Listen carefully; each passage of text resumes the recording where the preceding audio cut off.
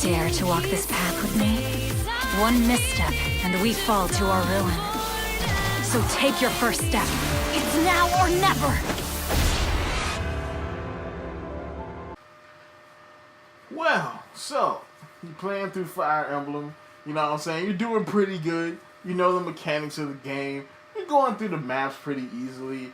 And you got your units paired up, you know what I'm saying? And you say, man, you finally get to S rank on them, on their supports. And you're like, man, that was pretty cool. And you just keep on going, you know what I'm saying? Then you do the level where you get the kid, and boom, that's really it. Nobody ever really thinks about pairings beyond the S rank and getting the kid in the mission. That's really about it. I was like, what happens after the honeymoon? I have top 8 doomed Fire Emblem pairings. Let go. I still see your shadows in my room. Can't take back the love that I gave you. It's to the point why I love and I hate you. And Libera and Mario. Okay, alright, so I love Fire Emblem Awakening. It's probably my favorite Fire Emblem game so far, even though I haven't played the old ones yet. But, you know, it's probably my favorite Fire Emblem game so far. And I have to say, I've never done this pairing, but from reading the supports and just thinking about their characters, this is a horrible pairing. I mean, it's probably going to be good for a while, maybe a year or two. Then eventually, you're going to get down to that argument of science versus religion, and this is all going to fall apart. Somebody's going to get hurt, and it's probably not the person holding the axe. I still see your shadows in my room. Can't take back the love that I gave you. It's to the point why I love and I hate you. And So, this one is kind of cheating because it's not really a pairing. It's kind of like a person. And it's kind of weird because just looking at this person, and they were on my original waifus list from many moons ago, and that was Kagero. Kagero, just looking at her, I was playing through, you know, Fates a couple times. Kagero, she pretty much either ends up not really spending that much time with her husband because she's a dedicated ninja. She's married to the job, you know, so she never really gets to spend a lot of time with her husband. And it's only a matter of time before this falls apart. Most any pairing with Kagero, with the exception of maybe Saizo, since they're both kind of married to the job, probably doesn't work out because she's never there. I still see your shadows in my room. Can't take back the love that I gave you. It's to the point why I love and I hate you. And oh, and we go back to Fire Emblem Awakening for another pairing that's not gonna end well for somebody. We have Inigo and Noir. Okay, alright, so first off, alright, you've got the seed of Tharja. You know, and you all know, you know, there's a whole lot of issues there already just putting Tharja into the picture. There's already a ton of issues there. And then you add the lovable fuckboy that is Inigo. Man, you have a recipe for disaster. So it's going to be cool for a while because, you know, he knows, he's a ladies' man. He knows how, you know, he's a player. He knows how to talk to chicks. You know what I'm saying? Of course, you know, he gets Noir out of her shell that she was thrown in by her mom. And he gets her out of the shell. They're all well and good. Everything's great. They get married, S-rank, wham bam. It's good. Till she realizes that he's a fuckboy and she's a psychopath. Alright?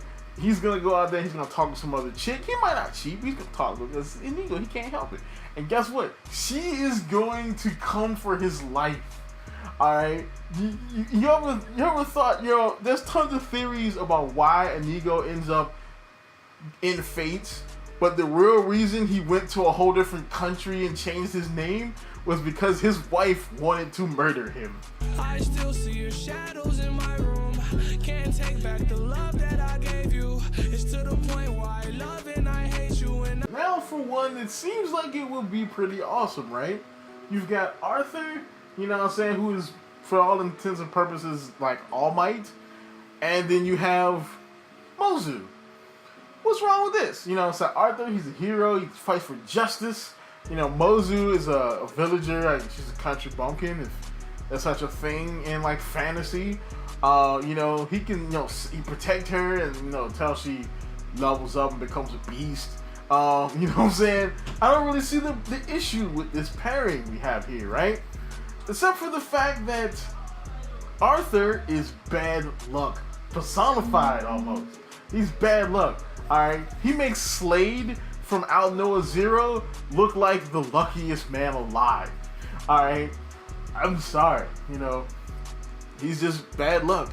And one thing, the last thing you need when you're a farmer is bad luck. Because you know what happens when farmers have bad luck? Everybody dies. I still see your shadows in my room. Can't take back the love that I gave you. It's to the point where I love and I hate you. And alright, so this one's kind of cheating too, but it's kind of the same situation we have with Kagero, and that is Cordelia and pretty much anybody with the exception of Crom. Alright, and that's mainly because, well, I mean, of course, everything's gonna look fine on the surface. The supports might even be good and romantic and heartwarming or whatever. But deep down, the flame burns not for you, husbando of Cordelia. No, the flame burns for Crom. I still see your shadows in my room. Can't take back the love that I gave you. It's to the point where I love and I hate you. And oh look, it's the return of the friendly neighborhood fuckboy, Laszlo. Since he changed his name and moved to a whole different country, Laszlo and Beruka. And he seems to have a thing for psychopaths, or at least dark people. Because one thing, Beruka has kind of become one of my favorite, I guess, Nord waifus, because she's not really like a psychopath. She's kind of like a product of, I guess, her upbringing and her life. Her life has just been dark and dank and just bad, just not good, you know, and she's kind of a product of that. Like, she's not a psycho, like, you know, another waifu in Peri, I mean, and Nor, you know, but she definitely is, you know, a person who has issues. But in there is a normal person. And of course, Laszlo can pull that out because, you know, being fuckboy supreme, he can do that. Now, of course, it's not going to end well because pretty much the same reason why Nor was trying to kill him, same thing's probably going to happen here. Even though I will say their supports are pretty interesting though. I still see your shadows in my room. Can't take back the love that I gave you. It's to the point where I love and I hate you. And speaking of Peri, we have Peri and Jakob. This is an interesting pairing right here. Alright, now, I read through their supports, and supports are funny. Anything when the support tree like starts with, you know, her asking for wine and him saying, no. It's like, okay, like they're basically fighting because she wants him to be a butler, and he's like, I am a butler, but I'm not your freaking butler. And the supports are funny, it's hilarious. But this is not gonna last, alright? Eventually, they're gonna end up killing each other. Even things look good, somebody's gonna die. I still see your shadows in my room. Can't take back the love that I gave you. It's to the point where I love and I hate you. And of course, for number one, you know what I'm saying? Why not, you know, I think in everything, in comedy or videos or anything, you should always leave off with an impact on your audience. So the last doomed pairing is Tharja and Robin. Oh yeah, let's piss off the fan base. So Tharja and Robin, why are they the doomed pairing? Mainly because, well, Tharja is inherently evil, you know? I mean, she might be a product of her life, or a product of, you know, having, you know, used dark magic for so long, but she's inherently kinda evil, and Robin is kind of like the stallion of good in this situation, in this story, in the game. So them two getting married, it will work for a while, but eventually something's gonna come to a head. You know, I mean, eventually she's gonna do something that's inherently, like, well, not inherently evil, but something that's inherently not ethical, something that's bad. It's gonna bring up a situation between the two of them, and, you know, I mean, she's headstrong. She's not gonna just stop. She might stop for Robin, but she probably won't. You know, they're gonna come to blows eventually. It's a good possibility that that's gonna happen, and Robin's gonna have to stop his wife. That would make a pretty interesting storyline, actually. If they want to make like a Awakening 2, like I'd play that. I'd play the hell out of that. But that's about it for this. Tell me your pairings that you've seen throughout your playthroughs that are obviously doomed, like divorce or death is imminent. Put those in the comments down below because I like reading them. That's about it for this.